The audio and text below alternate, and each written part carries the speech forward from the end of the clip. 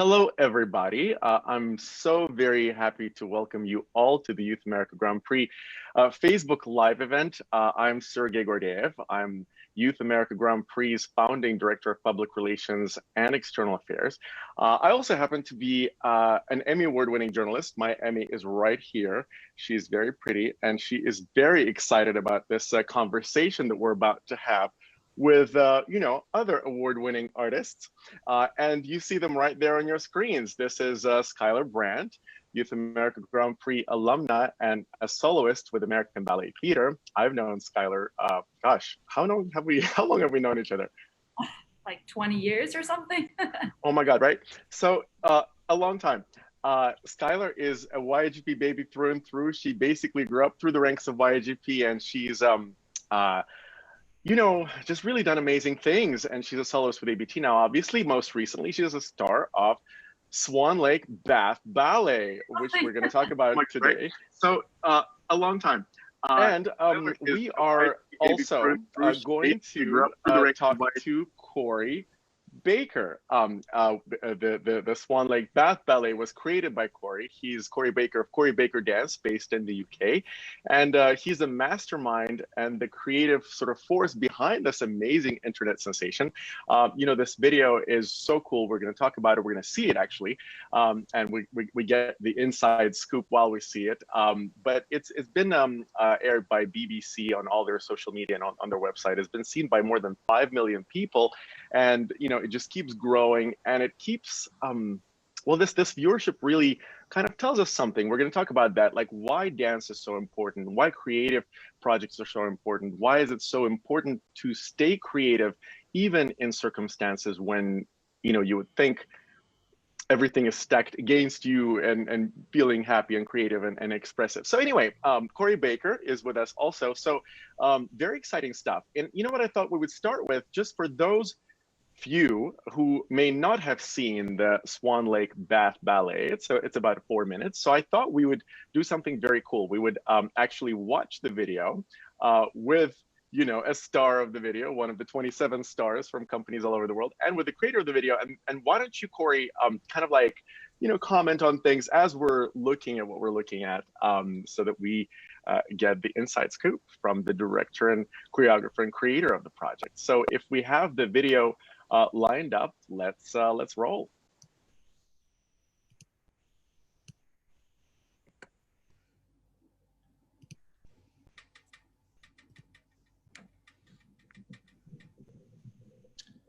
That opening shot was filmed in Skylar's bathtub, actually. Sorry, pool. Oh, wow. This is Vika from Boston Ballet and her amazing bathtub that was featured all over Vogue, which is super cool, and 100 candles that maybe we'll talk about later. This is Donnie, submerged in a lot of feathers, as you can see, and he's a dancer at Netherlands Dance Theater.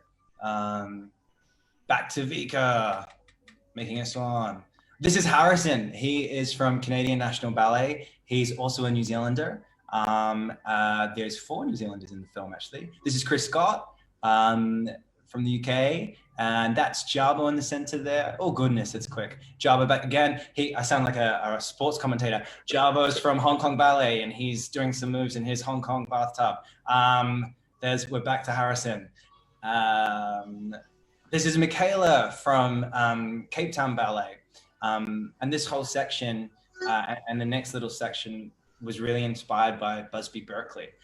So before we started creating this, I watched all of them. This is Benjamin Fremantle from San Francisco Ballet. That's Shelley, Eva Hayden's feet, and Skylar. And this is that shot was done actually like properly. We didn't cheat that. So her bathroom has incredible mirrors, which we'll talk about. This is Anna's feet from Dutch National Ballet. Ooh, these 2 girls are from Royal New Zealand Ballet. And a little trick there, that's split screen because to get them in time. So that was fun. Back to Skylar. This is all filmed in Skylar's family swimming pool. And I'm sure we'll talk about this later, but Skylar's mum is actually holding the camera underwater to get these shots. She's a bit of a legend. So shout out to her. This is back to Donnie from Netherlands Dance Theater. He's fantastic. This is Denia from Staatsballet Berlin Ballet. Yeah, we went to Marge. Oh my goodness. Okay, I'm not going to even try now. There's a lot of dances now. And again, a lot of dances in this sort of end sequence. With 16 bathtubs there, I think. Wow. Very hard to get in time remotely, but they nailed it. Got Megan there from the Royal Ballet. Back to Vika from Boston, and it finishes in her fantastic bathtub with some feathers in the water. There you have it. That was Swan Lake Bath Ballet. Wow. It's much more enjoyable with the music. I suggest if you haven't seen it, watch it without me butchering it, talking over it. I apologize for that. Right. No, but that's the cool part, because, 5 million people saw it, but not, maybe we have 5 million people joining us in a minute. Yeah. But we're the select few who actually get this very, sort of inside information. I don't know. And I think in all creative processes, what's really, I think creators come together. Why? Because they inspire each other. So what I'm hoping for this conversation to do is for all, the creative artists who follow YAGP, who are interested in dance, who are, also in this same condition, who maybe, hopefully at the end of this, people will come away inspired and be like, you know what? I got my own idea I can explore, and be like, oh, that gave me a thought. Let me try something. The point is for us to stay creative, for us to engage our creativity. We hopefully will talk about why you think it's important to do that. And P.S., everybody saw at the end that this was filmed completely during COVID-19. So this was in isolation. So really, the jumping off point in our conversation is, here we were locked in our homes, performers, dancers, creators. We're used to being on stage with live audiences. And how do you do that in, locked, imprisoned in your own home? And as it turns out, even being stuck in your bathroom can be a creative outlet. So let's just start with this. Corey, how did you even get to this idea? What made you think of this? So I was in Hong Kong to make a ballet on Hong Kong Ballet, and unfortunately it was cancelled because of COVID. So I had to come back and didn't finish creating it or premiering the ballet. And so was back in the UK, and there was a lot of other projects that were cancelled. And so I just sort of started feeling a bit, okay, what am I going to do with my time?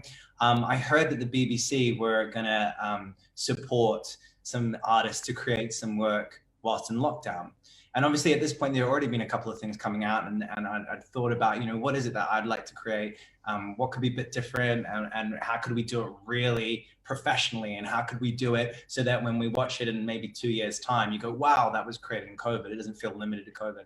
And so I'd locked down. And so, yeah, just was, brainstorming some ideas, and I've been doing a lot of research into the Rite of Spring, and I thought, oh, maybe I'll make a Rite of Spring at home that feels like really, trapped and like a, good energy fit with this.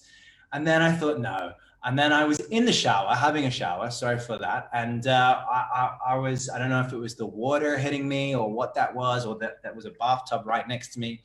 I just thought, everyone's got a bath at home, or most people have a bath at home.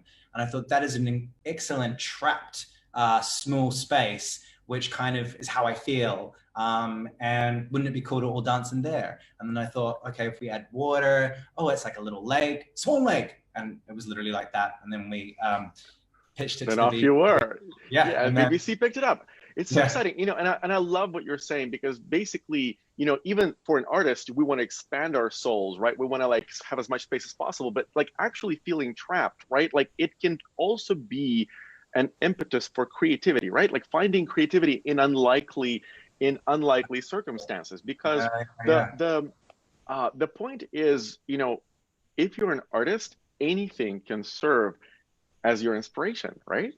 Well, yeah, and actually, to be quite honest with you, my mind and most artists' mind is, there's so much going on that actually having a little bit of limitation and having a jumping off point is super helpful. So it was as simple as going, okay, what do we have in the house? What could be interesting? And as opposed to going, oh, we're, you know, thinking of a whole project. There was some confines to then build from. So yeah, totally. There's absolutely in any situation, in any scenario, hopefully the room to be creative. Yeah, and so then you started reaching out to artists. You started kind of building out around the idea. One of the people you reached out to was Larissa Savelia from YAGP, and you know, we're the matchmakers between the talent and the places where the talent can grow. But we're also matchmakers, as it turns out, for cool projects like this. So we've matched you up with Skylar, who is our wonderful, you know, sort of not. I keep saying she's our baby, but she's not a baby. She's a grown woman and a beautiful artist. But we connected you to Skylar. There are also 3 other YAGP alumni: Matthias Heyman from Paris Opera Ballet. There is Megan Hinkis. There is Maya Macatelli. So there are other YAGP alumni in the video. Now, so we connected you to Skylar. So Sky, talk about like how, you know, when you just got contacted by Corey, like, did you think like crazy, like bathtub, what, dance in the bathtub? Like, what was your first impression? No, you know what? I mean, because it was Larissa that, you know, she connected us, I knew that if it was a Larissa project, it was something worth doing. And then after speaking to Corey and his team, I was like, wow, this is probably like the most professional project I've ever been a part of. And it was crazy because given the fact that we were going to be working remotely, I was even more blown away by the preparation and the concept and his dancers. And it was just one of these things that I was like, I want so badly to be a part of this, and I'm going to do everything I can to make it work and you know, and to join join the project in whatever way I can. And so I was like really, really excited at first, you know, when Corey sent me the sort of the initial email briefing me on what would be required and sending pictures of bathtubs and bathrooms, and can you get a picture from this angle and that angle, and also maybe a little video, and then we're going to have a video call before the shoot day, and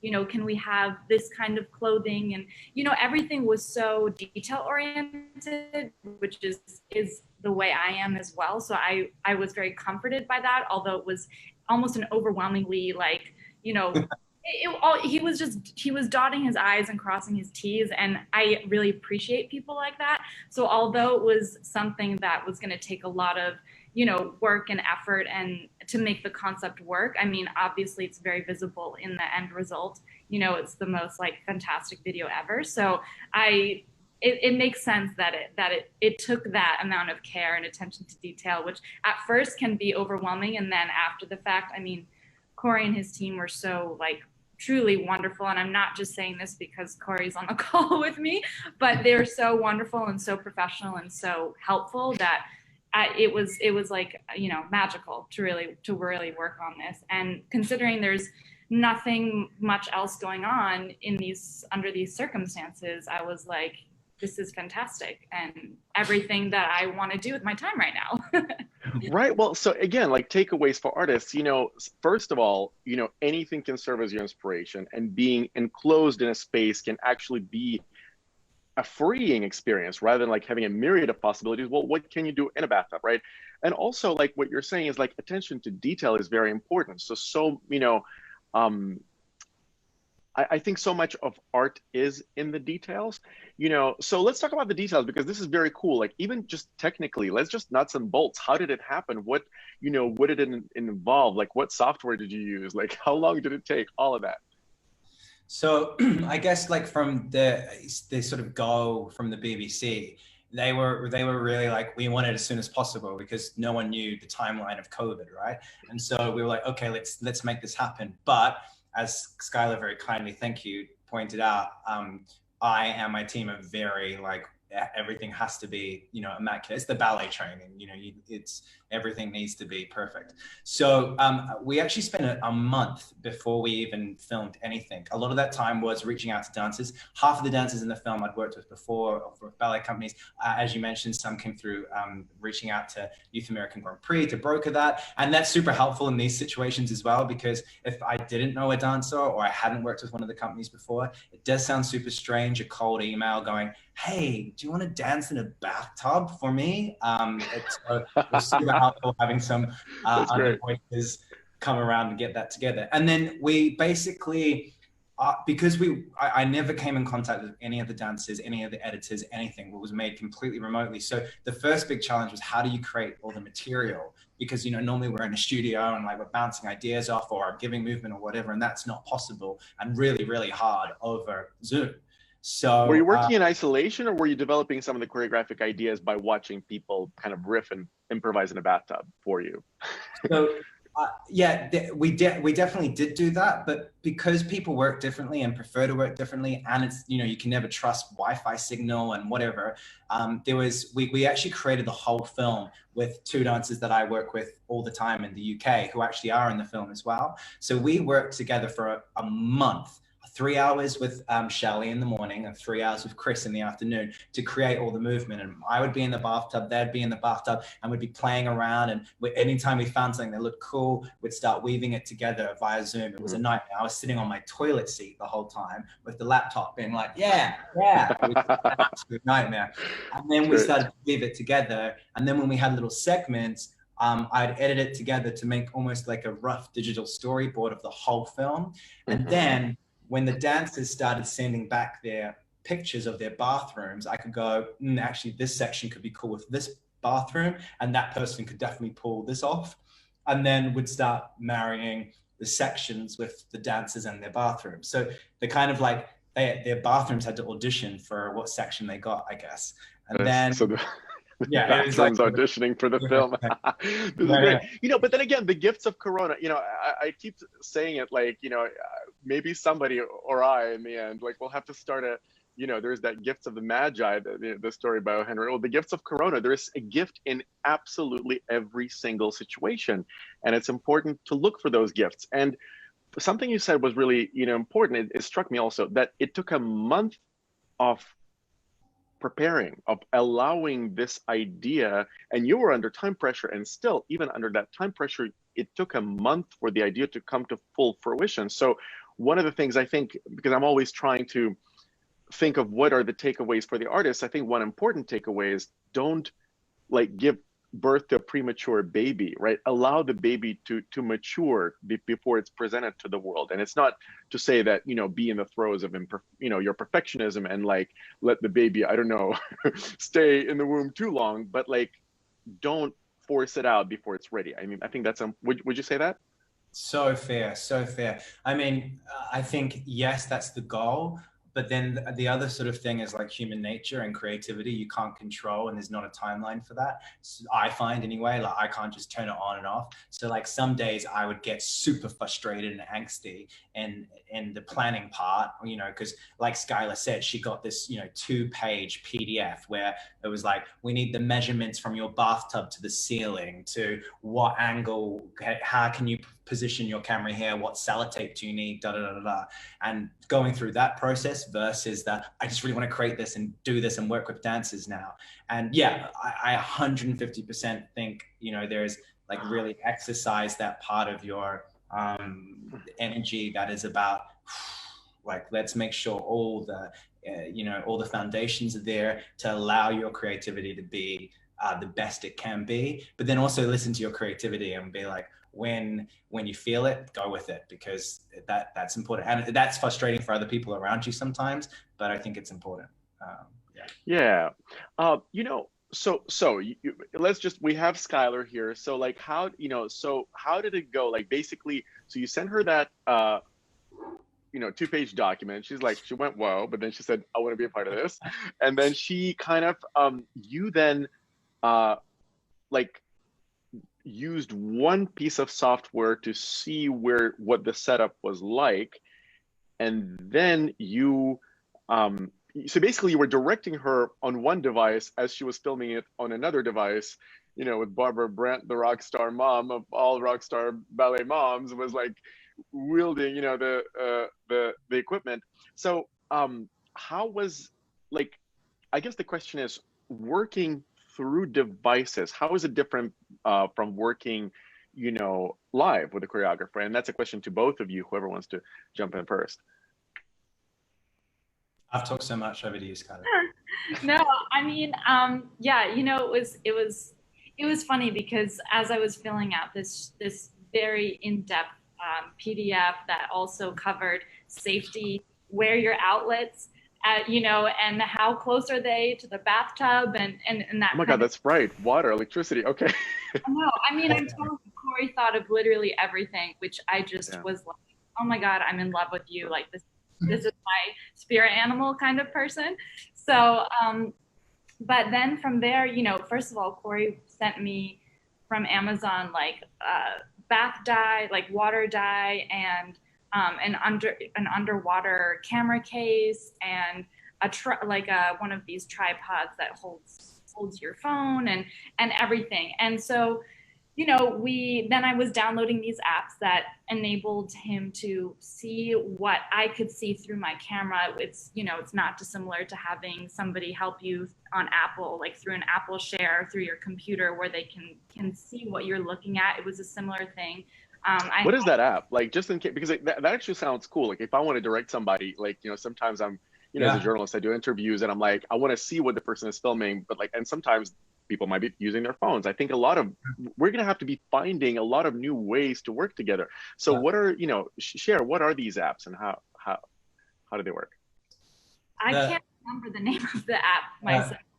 Well, this is it's so I'm so happy to share this information, because a part of our month was testing all this out, because as you say, no one's done, like, we weren't aware of anyone doing it before. There wasn't a manual handbook. We were testing it. We were trying to figure out, okay, so if we're on Zoom on one computer and Skylar has to film on her iPhone, how can we see what's on her iPhone? And is there going to be a delay to the Zoom? And will the audio play back? And where's she going to play the music from? And what if that phone chart dies? And where does she send the footage? Because the footage will compress. And there was these pathways and things that we need to figure out. So the answer is that after Skylar would fill out the form and then send it back, we'd understand what her bathroom looks like and its dimensions practically. We'd digest that and figure out what we wanted to do there. We'd then call Skylar for her half an hour, which was really went over, I apologize, to do her recce, where we would just walk around with her with the iPhone and see it and do some little tests for lighting, so we could see, okay, this angle. What's a recce?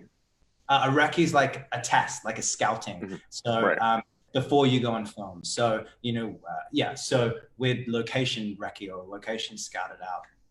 And so that was really informative, because when Sky would send back all the amazing, you know, information, we had some ideas. Oh, let's do it here. Let's film it like that. Let's film it from here. But then when you test that on the camera and send it back and you look at it, it's really grainy because you've got some light there. There's a green turquoise thing that's bouncing off. So you have to go through all of that. Then when you've got your final sort of idea of what to film, I get super excited by this. I know it's super nerdy and techie, but it's so much fun. Yeah. That we on filming day, Skylar and all the dancers would download an app called Team Viewer. And that's, as Skylar said, allows me to see what she's filming on her phone. And so the whole film was filmed on phones, on smartphones, across iPhones and Androids.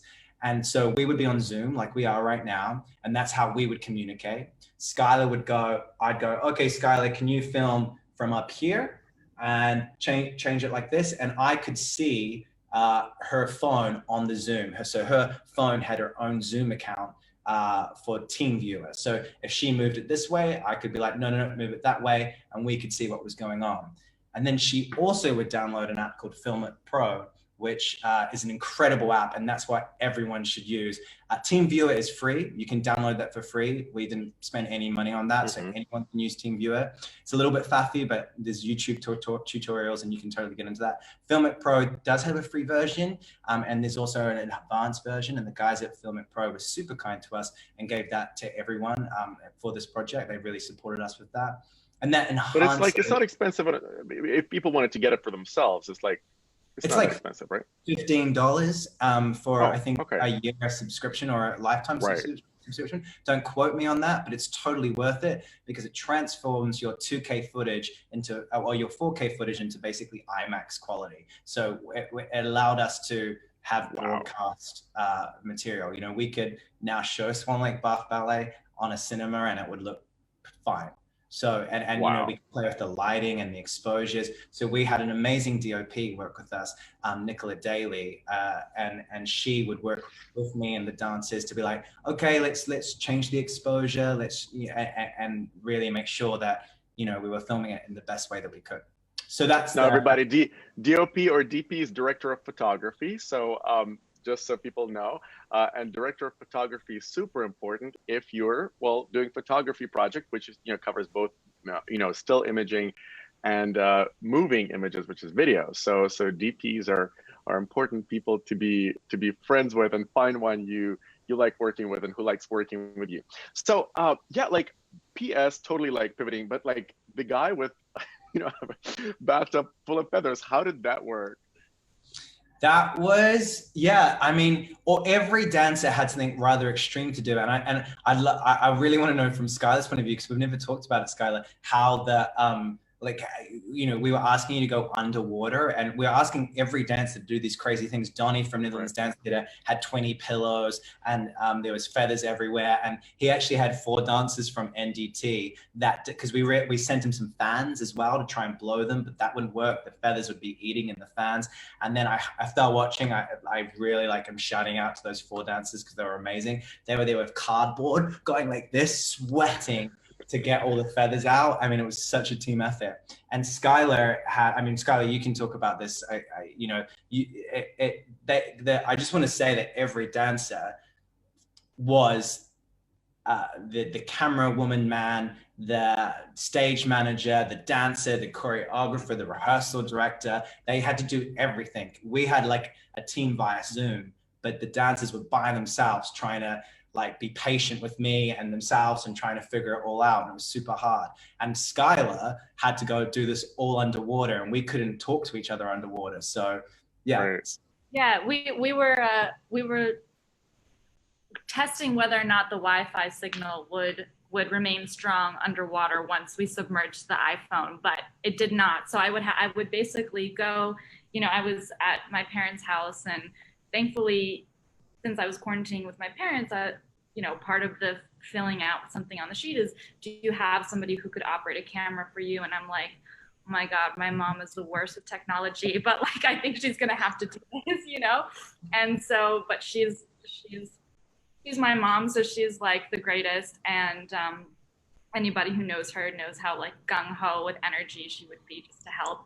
So we basically, you know, it was the kind of thing where we put the iPhone inside this waterproof case, and then we hooked this tripod around her waist, and she basically just stood there so that it was still. You know, we tried to sort of frame the shot, and then I would just press record and swim around for, you know, 10 minutes or something like that, and try to get something cool. And then I'd come out of the water and walk over to Corey. And then what's cool is because of this TeamViewer app, I could play back the footage, and then we could see what we got. So, you know, it was, there's pressure in the sense that we had just one day to shoot it, and it was dependent on light outside and, you know, and everything else. We were in different time zones. But again, I feel like for me, the biggest takeaway is like, the more professional and prepared you are, the more smoothly things run.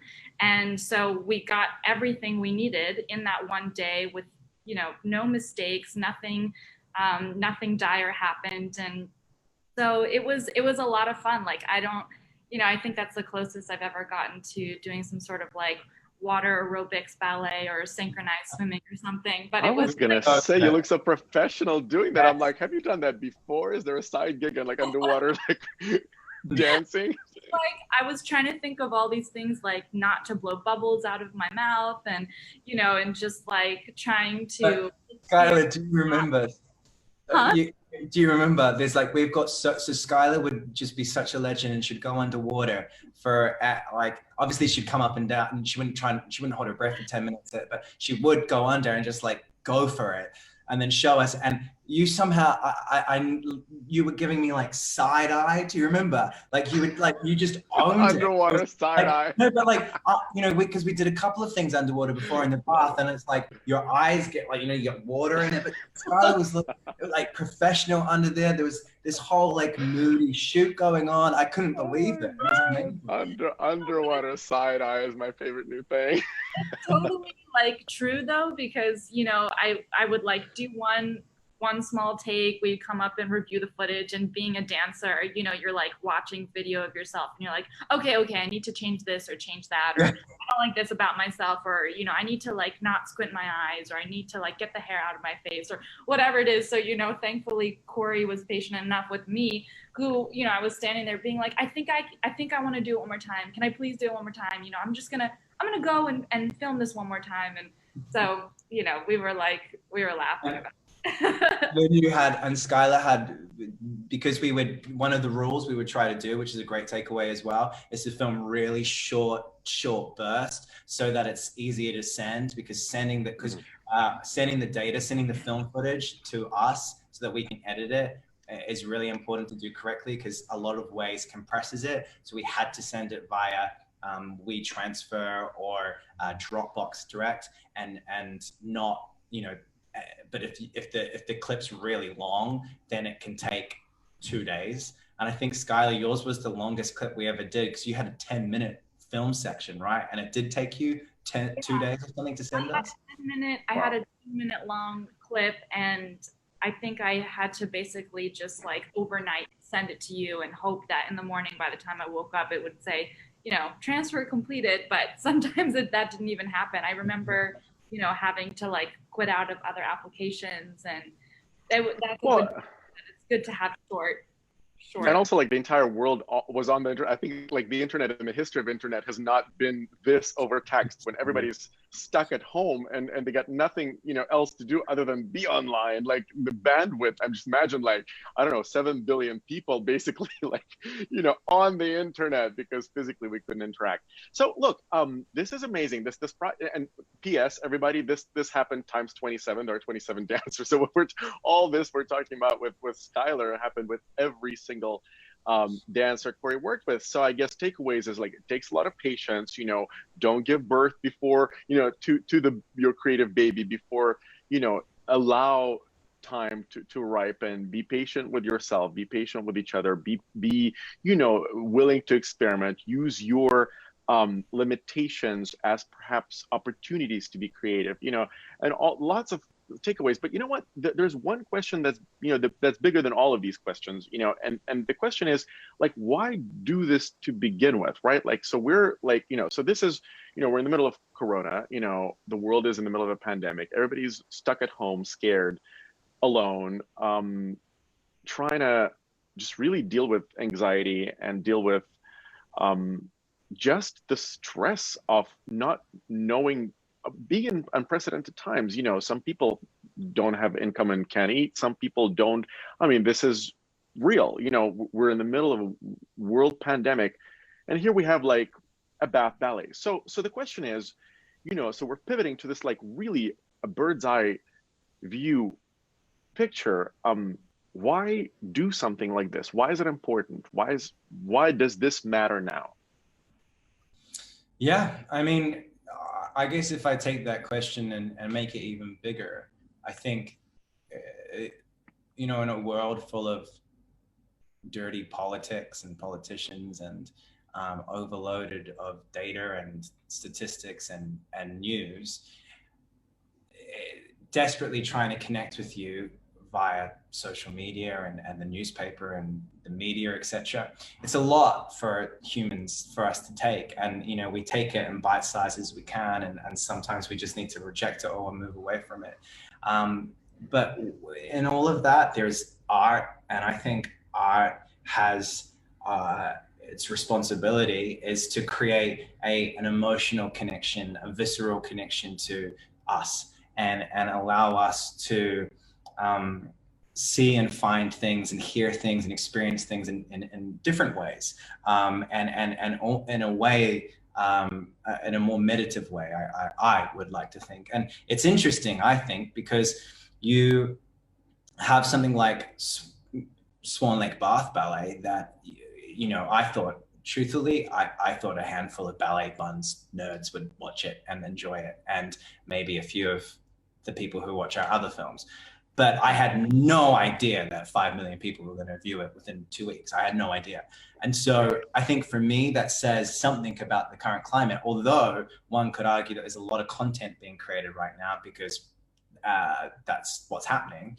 I think at the same time, there's a lot of news and hard stuff and heavy stuff and really, really complicated, where, you know, the world's in a really complicated place. So art has this lovely place right now to help us remind us of our humanity and our bodies and life in a maybe a different and hopefully better way, I guess. Yeah. Eska, what do you think? Why is this important? I agree 1000%. And I also think, you know, at least for me, doing things like this, like it makes me happy. So that's why I'm a dancer. I love it. I'm passionate about it. I think it's really important to do the things that bring you fulfillment. And if for Corey, that's making a film, if for me, that's dancing, if for the next person, that's taking a walk, you know, I think it's people connect to that genuine joy. And I've always thought that when you go watch either live performance or something else or something online, you know, you can tell when the person is enjoying themselves, when the message is really strong and really has a lot of truth to it, and there's, you know, and it's genuine. I think that really resonates with people, and as Corey says, it reminds us of our humanity and it connects all of us. And so I think that's why it's important to, you know, it's important to do it for yourself, and then hopefully others will feel that as well. Yeah, well, I think it was the famous Churchill quote, there were a few famous Churchill quotes. One of them was like when he was asked, you know, why in the middle of World War II, you know, why was he against, you know, shutting down the theaters? And he said, well, you guys, if you're going to shut down theaters, start planning to open up prisons, because he knew that arts have this therapeutic quality, and they, like you guys both said, they help us connect to our humanity. They help us deal, you know, process the world in which we're living. They help us understand something that we may not necessarily put into words, but in music and dance we can express or understand what another person is expressing to us, because underneath it all, like, we're all trying to be connected. And that's, you know, for me at least, that's the purpose of dance specifically, in all arts. It's a way of communicating, you know, between humans, and a way of being connected in a way that, you know, no other medium can provide.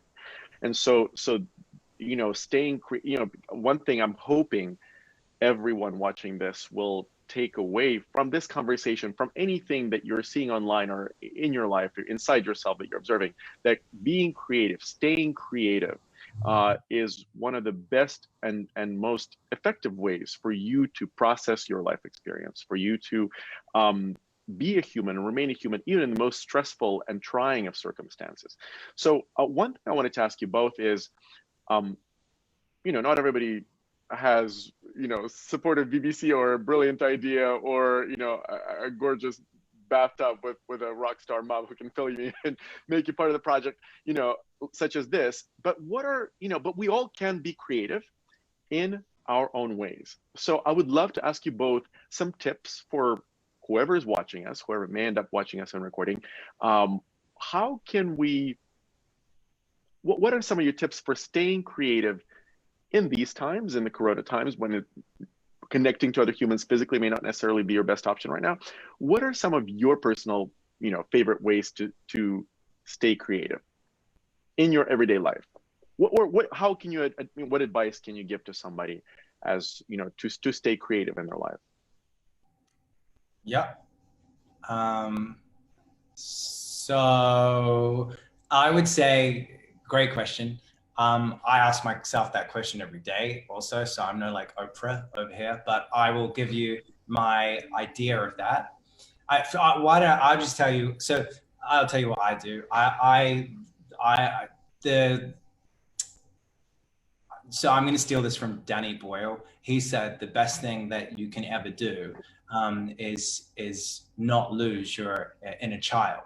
And I really resonate with that and connect with that, because I think as an adult, dare I call myself an adult? I am. But as an adult, there's this sort of weird social thing, I think sometimes, where it's like the more sophisticated you are and the more professional you are, the better your life is. I don't find that. I find the more goofy I am and the more silly I am and the more left I think and behave, the more that stimulates my imagination, which therefore is the grounds for being creative.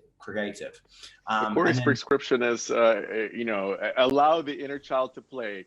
Invite him to come out from the shadows of your own professional adult self, and invite him to come out and create a playground where your child feels free to explore.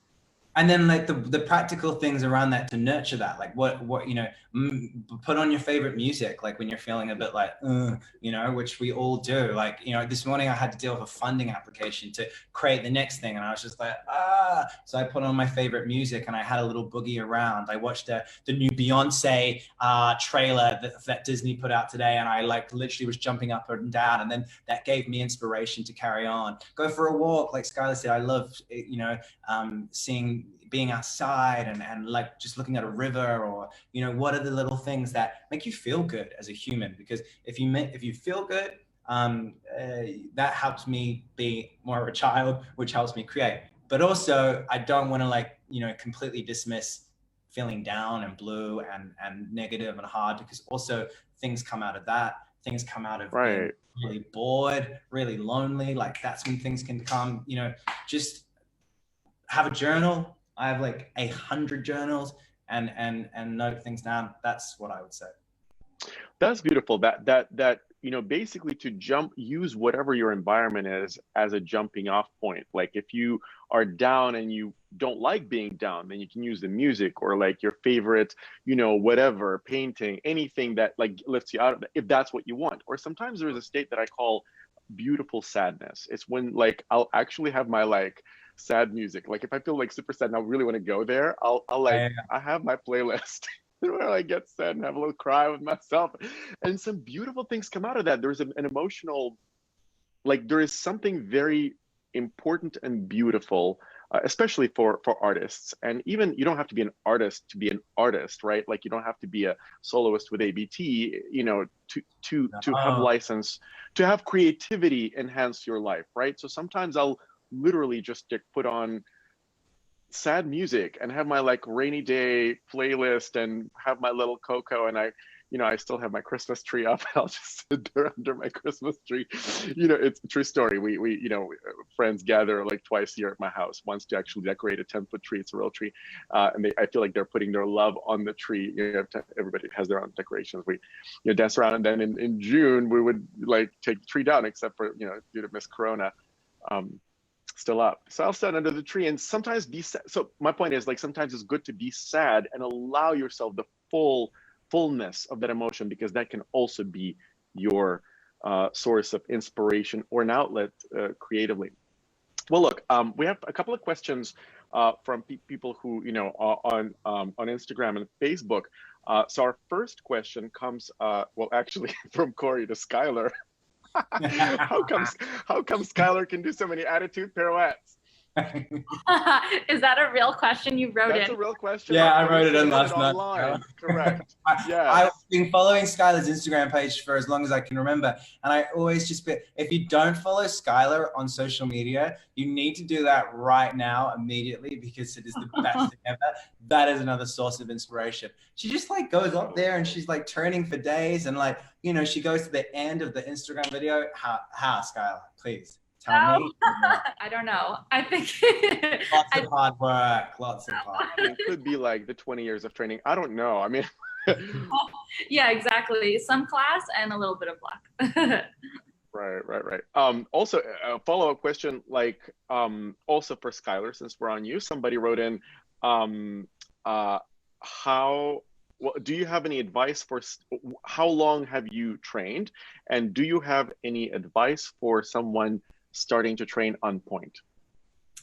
Oh, wow. Well, I mean, I've been training for probably, 20 years now. My advice for people starting point, you know, I remember when I started Point, it was like all I could do to just like not keep them on my feet. I was so excited that I wanted to like wear them around the house. It was that kind of like fun head behavior. And I just remember my teacher, I mean, I went on Point when I was 9.5 years old, which I think is, you know, quite young. But my teacher started me off with just 5 minutes a day at the bar. That was it. And then I ramped up. I mean, obviously, maybe when I was in my room or something, I would like try to do a pirouette, which is stupid. But I think, yeah, take it, you know, strength comes with time, and it's important to ramp up and take your time with that kind of thing. So it's really exciting at that point, but it's also, you know, you want don't rush, because you can, if you rush, you can, well, I would add to that, because it's a big debate in the dance community at this point, like, when do you start? Because in the Russian schools, they start at 9, 10, you know, in some schools they start at 12 because they feel like the ankles are not strong enough yet. And the bottom line is, like, we've had actually an Ask the Expert series, and everybody can go to YAGP archives on YAGP.org and see some of this. There was a specific, it was a topic of one of the Ask the Experts. And the point is, all the medical professionals agree that it's individual, and whatever you do, do not push yourself beyond what your body will allow you to do. So listen to your body, do it under close supervision of your trusted teacher who will know not to push you too far, too fast, you know, and be gradual. I think that's very important. Question for Corey.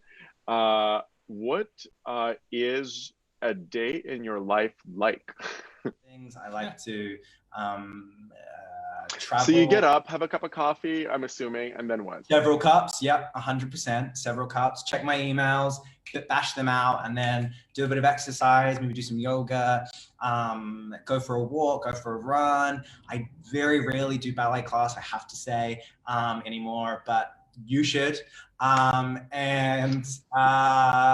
So yeah, and I really find it hard. I don't like consistency, so I sort of rebel against that, which is probably not a good thing. And I like to change things up quite regularly. And yeah, I don't know. That's an awful answer to a question. Basically, I think the answer is that it's always different. As a creative person, you're open to whatever the day brings. This morning, the day brought you an application for funding for your next project, you know? That happens quite too. Reoccurring. That quite happens a lot, I have to say. Listen, well, but that's great. At least, you know, you get a chance to submit a request for help, you know, with a creative project. I mean, think of all the people who don't, you know. Exactly. It's like, I used to be, you know, it's funny, a friend of mine was really concerned about like the, you know, receding hairline, and then he comes in and is like, well, actually, I figured something out. Like, there's always a positive. Like, he's like, it's okay, it's really not fun to have a receding hairline, but like, it would be even less fun to have an advancing hairline. So the point is, like, you know, it could always be worse. Like, imagine you don't have that. So you're like, oh gosh, you know, it was really depressing to like be sitting there and like fill out all these boring forms. Well, imagine if you didn't have a chance to do that. That would be even worse. Yeah, and then you can't do your creativity. So yeah. Yeah. Totally. Yeah. Skylar, what's the most frequent correction you would get as a student? Oh. Well, as a student of the past or a student of now, I mean, both. Most frequent correction probably is like point your feet. I have terrible feet. You do not. That is not true. I have terrible feet. I will not. No, I really have bad feet. Yeah, we just have a point off now. Everybody points feet on Zoom. Yeah, no, I really do have feet that don't point very well. That was a big hurdle for me when I was younger. I was like constantly like obsessively trying to shape them in the mirror, get my angles right, you know, dance up here, so distracted from down there. So yeah, that was definitely, it was like, probably that. Probably of now, you know, I think I get correction on, I mean, it depends what I'm dancing. Thankfully, I think things have corrected themselves enough that there's not one thing that's still lingering. It's everything, depending on the day. But yeah, I think probably throughout my life, it's been like jump higher, which finally I now enjoy jumping more. it just came with time. Like I built the strength finally to jump higher. I didn't realize that as a kid, that maybe sometimes your body's not developed enough to jump as high as you want to jump, or whatever the case might be. Pointing my foot, especially my left foot, like always just looks like a biscuit. And and what else? I don't know, like my extensions probably. Needing to stretch more. I would just like to prerequisite this whole thing that Skylar says, that's very real for her, but in my eyes and everyone else's eyes, your feet and extensions and everything are beautiful.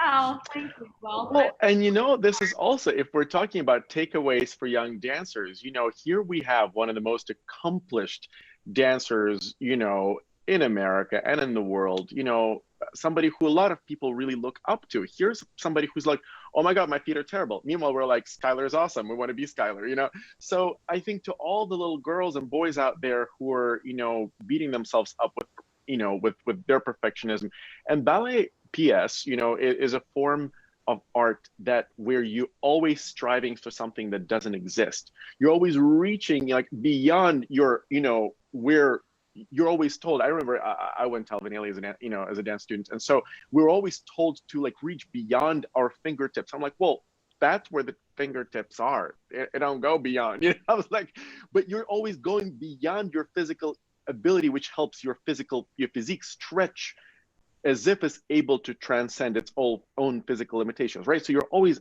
asked to go somewhere which is unattainable.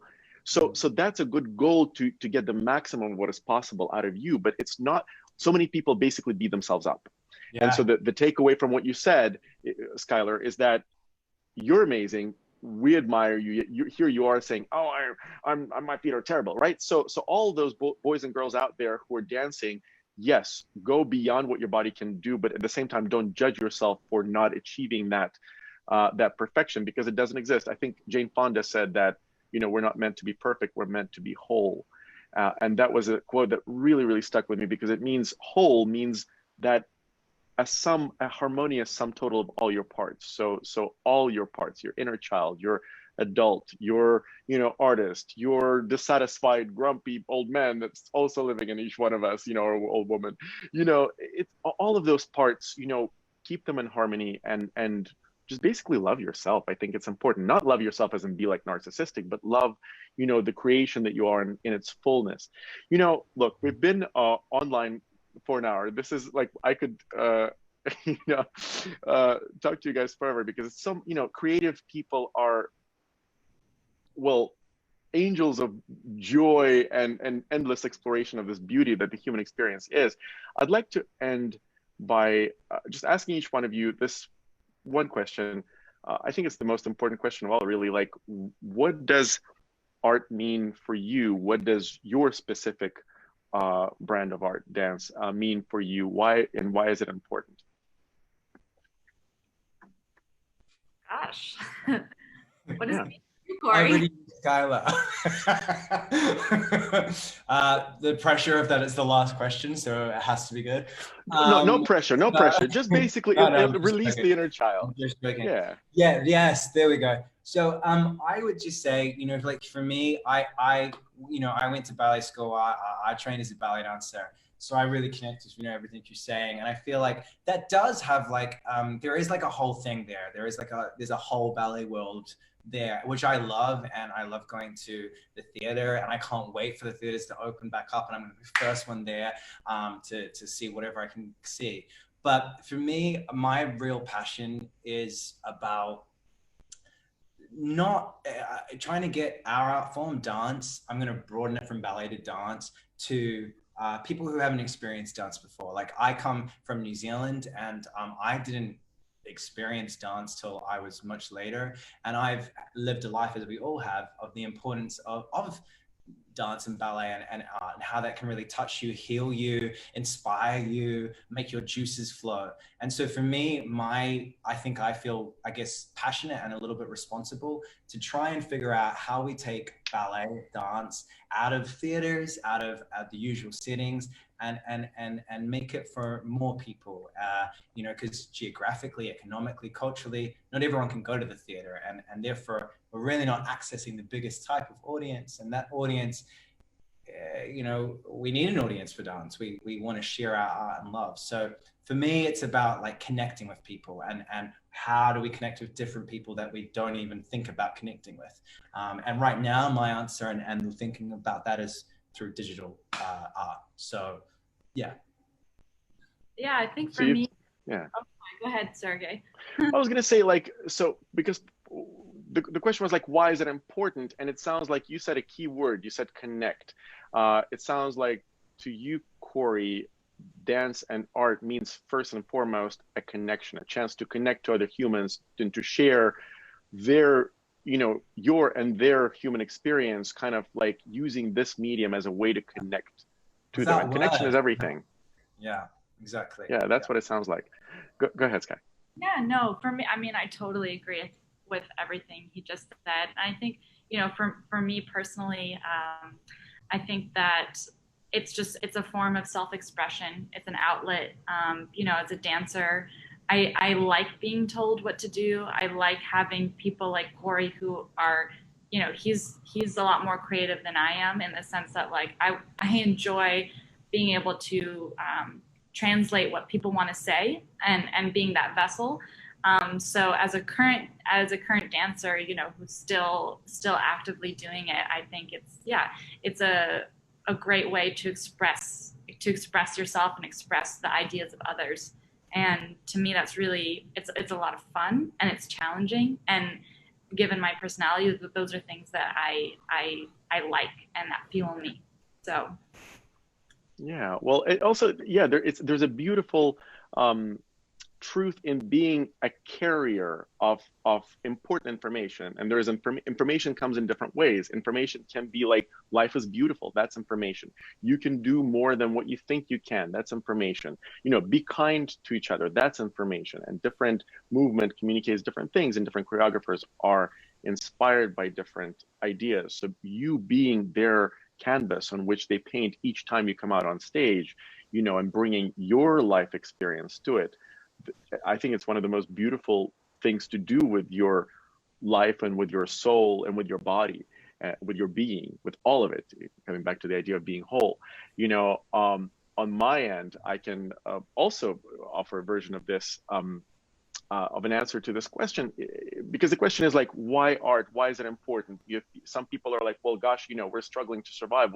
What does dance have to do with anything, right? Really, for me, I just want to say that my personal experience, I was not, you know, like Skylar. You know, sometimes the universe just kisses somebody on the forehead and said, "You will dance," and that's Skylar. You know, and for me, the universe basically invited me and said, "This is going to be a cool thing in your life, you know, it'll enrich your life, but you know, it's not going to be a profession."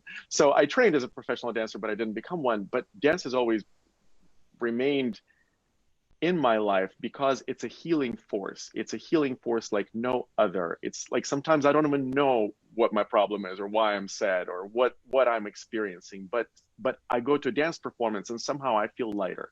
Somehow I feel better. Even with like bypassing my consciousness on the subconscious level, just the idea of sharing that experience of people expressing themselves through music and through dance, and me being a part of that. You know, me being a part of YAGP for 21 years now. I've helped this organization, was on the team of this organization. It's not the only thing I do in life, but it's one of the most important things I do in life, because it helps connect young people who have talent and who need support in developing that talent with places where that talent can be developed, like a school where they can be given a scholarship, or a company where they can get a job and do all these things that we just talked about, which are super important. So I guess my parting words to everyone watching and to you guys is really thank you for being a part of this beautiful experience that dance is, that arts are. I think it's important for us all to continue to engage in that, because it, like we said at the beginning, it helps us